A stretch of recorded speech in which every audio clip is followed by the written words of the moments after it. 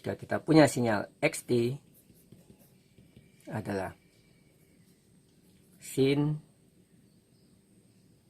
2V 100 T 100 Hz. Nah, ini kita gambarkan sebagai sinyal continue.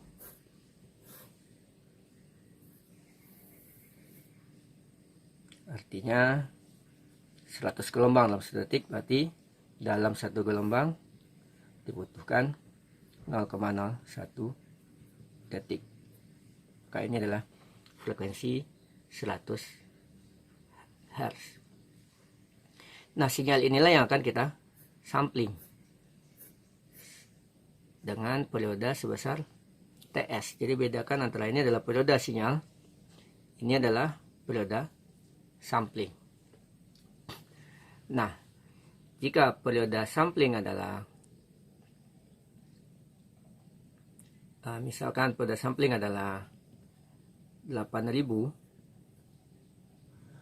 Hz atau periode sampling adalah 1/fs, maka ini adalah 125 mikrosecond. Berarti jarak ini adalah 125 mikrosecond. Nah, setelah matematis kita bisa sampling T ini seperti TS, maka kita simbolkan ini adalah X N TS. N adalah sampling ke 0, 1, 2, 3 dan seterusnya. Kemudian ini juga kita sampling menjadi sin 2V 100 N TS. Nah, selanjutnya ini kita masukkan sin 2V 100 N 1/8000.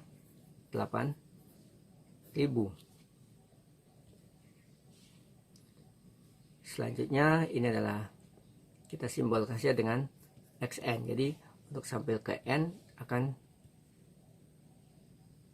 didapatkan sampel ke N adalah N sekian. Jadi ini adalah sinyal diskrit sin 2V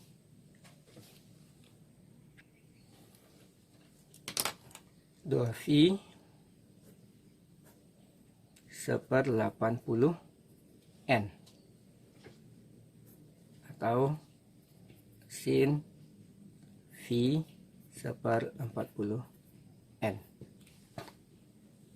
Nah, sehingga bisa kita dapatkan sinyal diskritnya adalah saat 0 adalah sin V 1/40 kali 0, yaitu 0. Sedangkan saat X sama dengan 1, N sama dengan 1, sin V 1/40 kali 1. Kemudian X 2, sin V 1/40 kali 2. Oke, jadi ini adalah proses mendapatkan sinyal diskrit. Nah, kita akan coba mempraktikkan konsep adisi yang tadi kita sudah jelaskan. Ada 3 tahapan, ada sampling, kuantisasi, dan pengkodean. Jadi sinyal terlebih dahulu disampel, kemudian dikuantisasi, kemudian setiap nilai kuantisasi tersebut akan dikodekan ke dalam bentuk bit. Nah, di MATLAB kita punya fasilitas audio recorder namanya. Jadi silakan Anda ketik di command window help audio recorder. Nah, ini adalah cara menggunakannya. Pertama kita copy ini. Nah, begitu ini kita enter, berarti kita sudah mengaktifkan audio recorder di MATLAB, tetapi belum merekamnya. Nah, ketika ini kita ketik, kemudian kita enter, maka rekamannya aktif, sudah di run, sudah di play rekamannya. Kemudian silakan nanti Anda rekam suara Anda beberapa detik, mungkin 2 atau 3 detik saja cukup. Jadi audio recorder ini settingannya adalah ini adalah frekuensi sampling, sebagaimana dijelaskan di atas ini. audio recorder, kemudian angka berikutnya adalah frekuensi sampling, kemudian ini adalah bitnya, berapa buah bit yang kita kodekan, kemudian ini adalah jumlah salurannya kalau dia misalkan multiplex. Jadi contoh kita ini adalah kita ambil satu kanal saja. Jadi frekuensi samplingnya 2, 20, 50. Kemudian dikodekan menjadi 16 bit. Nanti akan kita coba setelah kita rekam, kita lihat datanya ada berapa jumlah bitnya. Oke, coba kalau ini kita enter, kita akan mulai melek. Saya akan berhitung 1, 2, 3, 4, 5. Jadi itu hitung suara saya nanti di rekaman untuk membedakan dengan penjelasan saya. Oke, saya enter. 1, 2, 3, 4, 5, 6, 7, 8, 9, 10. Nah, begitu saya tekan stop, maka rekamannya juga berhenti. Jadi kita coba ambil ini. 1, 2, 3, 4, 5, 6, 7, 8, 9, 10. Oke, jadi rekaman suara saya. Kemudian langkah berikutnya kita akan ambil data sampelnya tadi dengan nama my speech. Nanti akan muncul di sini. Nah, ini adalah my speech. Jadi rekaman saya tadi terdiri dari 290.000 sampel. Jadi saya berhitung 1, 2, 3 tadi dengan kecepatan sampel 22.50 ini 22.050 kali dalam 1 detik. Nah, ini adalah berapa jumlah detik saya bicara, tinggal dibagi saja 290 304 bagi 220 50. Berarti saya tadi bicara selama 13 detik. Nah, selanjutnya kita punya perintah di MATLAB untuk menyimpan data ini ke dalam format audio digital. Maka di sini ada perintah namanya audio write.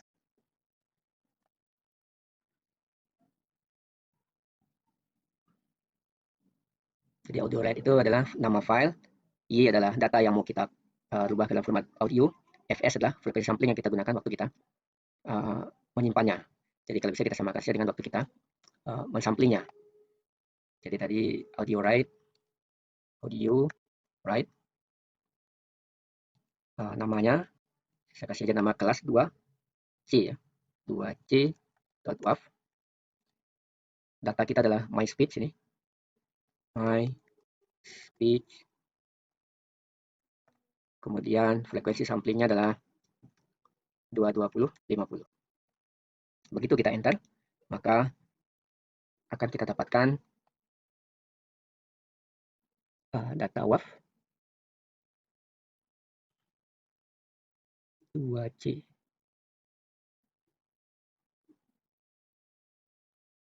Nah, ini 2C.waf. Ini ya.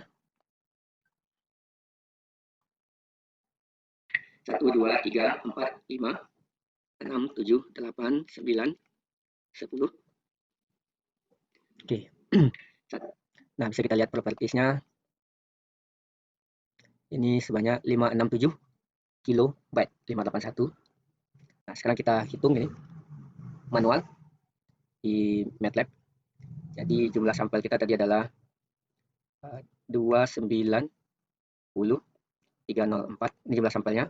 Kita kali 16 karena dia dikodekan masing-masing sampelnya ke 16 bit, yaitu 4.644.864 bit. Karena data disimpan dalam bentuk byte, kita 1 byte adalah 8 bit, maka ini dia 580.608 byte atau 580 kilobyte. Jadi sama ini kira-kira 580 byte. Oke, jadi itu minimal kita punya konsep konversi analog ke digital. Bagaimana sinyal informasi analog dirubah dalam bentuk digital. Kalau Anda merekam dengan handphone nanti, kemudian Anda rubah ke WAV. WAV ini adalah format audio yang tanpa kompresi. Beda dengan MP3, MP4, itu adalah kompresi. Di mana bagaimana agar supaya bitnya tidak sebanyak ini, tetapi kualitas suaranya diharapkan tetap sama. Itu adalah prinsip dari kompresi pada audio. Jadi kita mengurangi jumlah bitnya, tetapi diharapkan ketika dikembalikan ke sinyal analog, ke suaranya tidak banyak berubah. Makanya biasanya ketika Anda simpan dengan MP3 dan MP4, biasanya jumlah bitnya akan menjadi lebih kecil karena sudah dikompresi. Jadi ada lagi pelajaran khusus sebenarnya kompresi pada data. Jadi siapa yang tertarik silakan di-explore lebih jauh di internet atau dari buku-buku referensi. Jadi ini praktikum Anda yang pertama, semua harus melakukan ini. Ini Anda kasih nama Anda masing-masing. Nanti Anda buat program ini. Kemudian ini Anda masukkan hasil rekaman Anda masing-masing. Terkadang beberapa teman-teman error ini ya, rekamannya di MATLAB. Anda bisa gunakan handphone, diterjemahkan dalam bentuk WAV. Misalkan Anda masukkan di sini. Jadi suara Anda, jadi misalkan ini adalah 2C. 1, 2, 3, 4, 5. Ini tidak usah di 6, 7, 8, 9, 10. Ini menampilkan 1, 2, 3, 4, 5, 6, 7, figur 2-nya bisa kita tampilkan 10, E, X. Tetapi ya durasinya kita pilih. Misalkan di sini adalah antara 0 dan 2. 0 sampai 2. 1, 2, 3, kemudian 4, 5, 6, 7, 8, 9. Kita coba amati antara 1 sampai 1,5. 1 sampai 1,5. 1, 2, 3, 4, 5. Kemudian kita lihat dari 1 sampai 1,1. 10. 1, 2, 3, 4, 5. Potongan rekaman saya tadi dari 7, 8, 9. 1 sampai 1,1. Kalau kita lihat lagi di, ya ini kemarin sudah kita tunjukkan di praktikum awal mengamati sinyal audio, dan ini adalah spektrum dari suara yang saya rekam tadi. Jadi ini adalah praktikum yang pertama. Praktikum berikutnya adalah kita akan mencoba mempelajari konsep sampling, menyampling sinyal sin 2pi 1000T. Sekarang Anda ketik program seperti ini. Kemudian ketika kita run, maka ini adalah sinyal, misalkan ini adalah sinyal analog sin 2V 1000T. Kita tampilkan dari detik 0 sampai 1,2 sekian detik. Selanjutnya, kita inginkan menampilkan 10 sampel pertama. Kita simbolkan dengan XN, yaitu sin 2 kali Pi kali 1000 kali N kali TS. Di mana N-nya kita misalkan 1 sampai 10. Kemudian TS-nya adalah 1/8000. Sehingga 10, 11 ya, kita ambil dari 0 misalkan sampai ke 0. Maka kita bisa tampilkan di sini.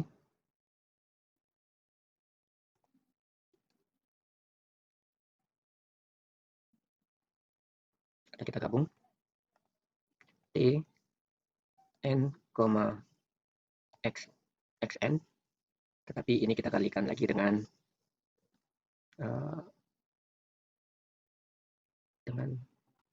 TS biar waktunya sama. Ini kita kasih simbol markernya adalah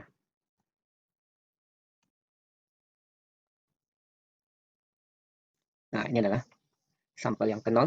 Berarti ini adalah sin 2V 1000 kali 0 kali TS, kemudian sin 2V 1 kali TS, dan seterusnya. Ini adalah, kalau tadi kita contohkan 100. Karena 100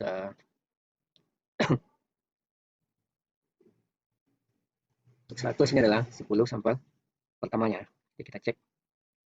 Nah, ini yang kita hitung tadi 0, 0,785, 0,156, 10 nilai. Oke, karena ini kita program untuk 1000, tadi ya kita tampilkan lagi 1000. Jadi ini adalah sampel dari sinyal analog. Jadi kita mencobakan proses sampling dengan MATLAB. Kita sampel pertama, kedua, ketiga, dan seterusnya. Ini kita misalkan adalah sinyal analog. Jadi ini adalah data pertama Anda, proses sampling. Kali ini waktunya adalah dalam detik. T dalam detik. Kita apanya? Asumsinya adalah sinyal analog sebagai acuan. Adalah figur 1. Sementara figur 2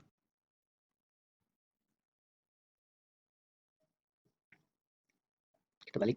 Kita jadikan dalam hasil ini. Maka T-nya harus kita kali dengan T-nya dibagi dengan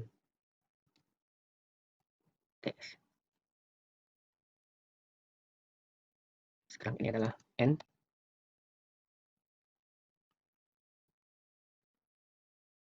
Biar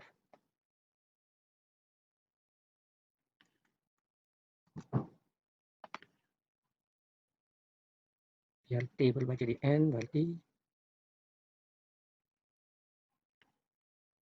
kali T-nya dibagi lagi dengan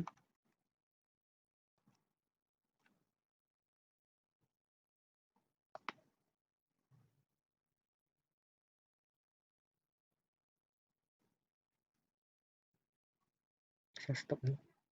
0 sampai 10, kita per S ini adalah orientasinya sinyal diskretnya. Wah, ini adalah sampel ke 0, sampel ke 1, sampel ke 2, sampai sampel ke 10.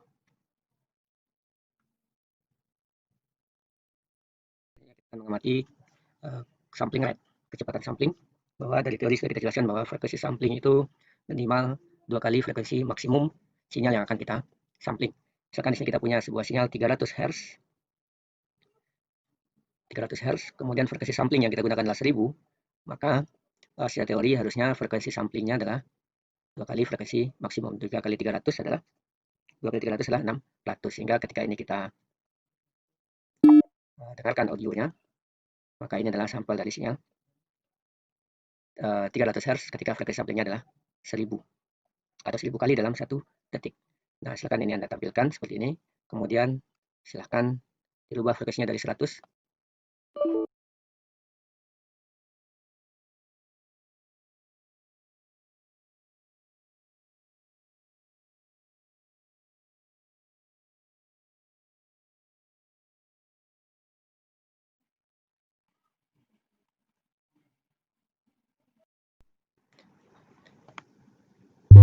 Jadi silakan diganti frekuensinya dari 100 sampai 900. Nah, nanti akan kita dapatkan bahwa jadi ini nanti Anda rubah jadi 200, 300, 400, 500. Nah, 500 tidak ada bunyinya. Kenapa? Karena ternyata sampel 500 ini adalah frekuensi 500 ketika disampling dengan kecepatan 1000, ternyata sampelnya persis sama dengan frekuensi 0. Nah, ini yang kita sebut ya aliasing. Berarti pada saat frekuensi 1000 sampai 1000, maka frekuensi 0 dan 500 akan menghasilkan frekuensi sampling yang sama. Kenapa? Tadi hubungannya adalah 2 F maksimum, jadi harus lebih besar dari 1000. Begitu juga nanti 900 sama dengan 300. Dapat kita tunjukkan frekuensi sampling 900 sama sekali, sama persis samplingnya dengan sinyal 100 Hz. Dapat kita lihat, misalkan Anda ambil data, contohnya adalah 100, yang paling jelas adalah 100 dan 100, jadi dua sinyal ini dan 900 Anda ambil sebagai data, menunjukkan bahwa ketika frekuensi 900 dan 100 kita sampling dengan kecepatan 1000, maka sampelnya persis sama. Nah, kemudian seharusnya samplingnya adalah 2 kali 900. 2 kali 900 ke 1800. Karena sebaiknya lebih besar, kita ambil saja misalkan 2000 Hz. 2000 Hz kita amati lagi. Nah, sekarang 900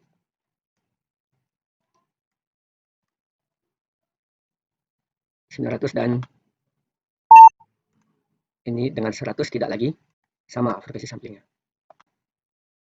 Sehingga dia menghasilkan diterjemahkan tidak bingung alatnya apakah ini sampel 100K atau 900. Kalau dalam kasus tadi dia menerjemahkan frekuensi 900 ini sama saja dengan frekuensi 100. Jadi diterjemahkan di penerima sebagai frekuensi 100, padahal yang kita kirimkan adalah frekuensi 900. Nah, ini akan sangat mengganggu pada sistem telepon misalkan.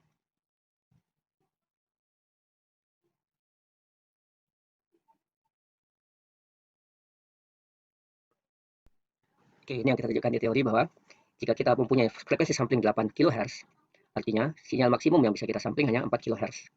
Jadi 2 kali nilai serial input 0 sampai 4, maka minimal samplingnya adalah 8 kHz. Sehingga kalau kita inputkan sinyal dengan frekuensi 5 kHz, maka kalau kita tarik garis 5 kHz, maka sinyal tersebut akan sama samplingnya dengan frekuensi 3 kHz.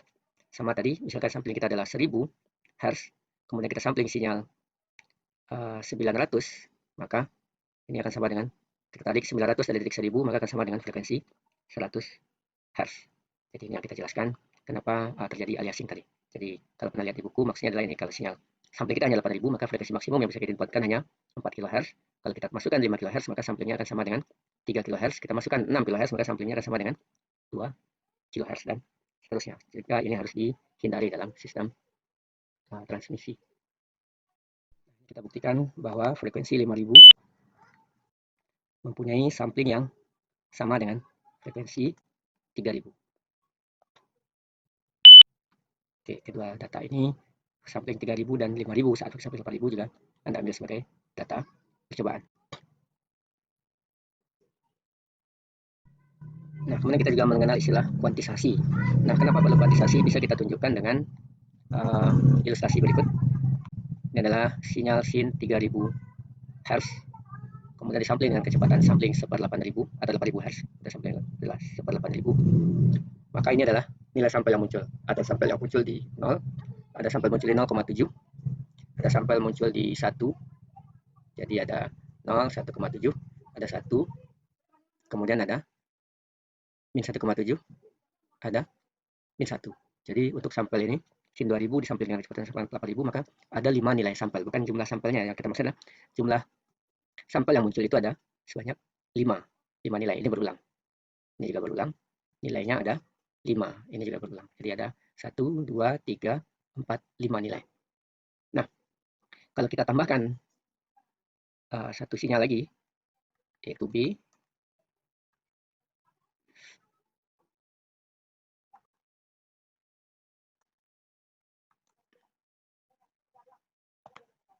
nah tadi sudah ada 5, ini sama-sama 0, maka muncul lagi nilai yang lain, 1, 2, 3, 4, 4 tambah 5 tadi sudah ada 9 nilai untuk 2 sinyal input. Nah, jadi bisa dibayangkan, semakin banyak variasi amplitudo dan frekuensi sinyal yang akan kita sampling, maka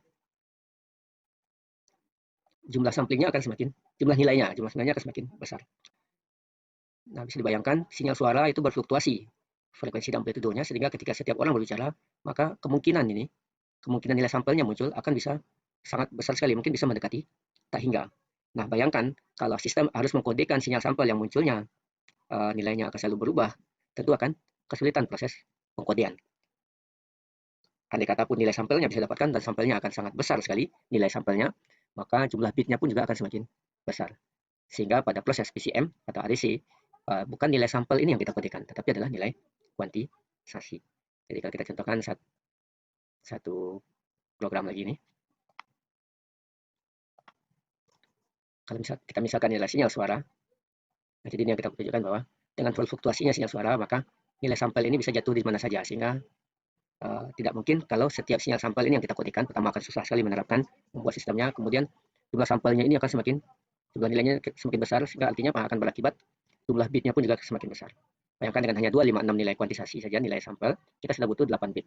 Bagaimana kalau lebih besar dari itu? Sehingga tidak mungkin setiap sampel itu harus kita kodekan, tetapi yang kita kodekan adalah nilai kuantisasinya. Jadi dua data ini juga Anda ambil sebagai data percobaan, 1 dan ini.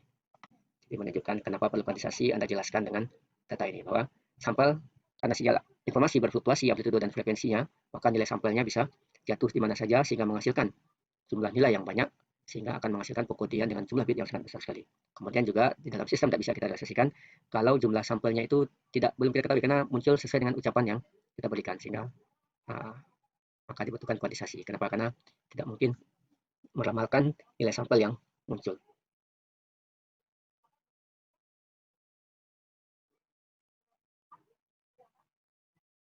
Dulu hari ini, jadi silakan Anda coba. Kemudian datanya Anda simpan seperti biasa praktikum kita yang lalu. Kemudian Anda analisa dan dikirimkan hari ini paling lambat jam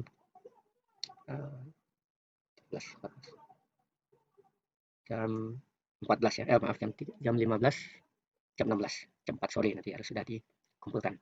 Sekian, Assalamualaikum warahmatullahi wabarakatuh.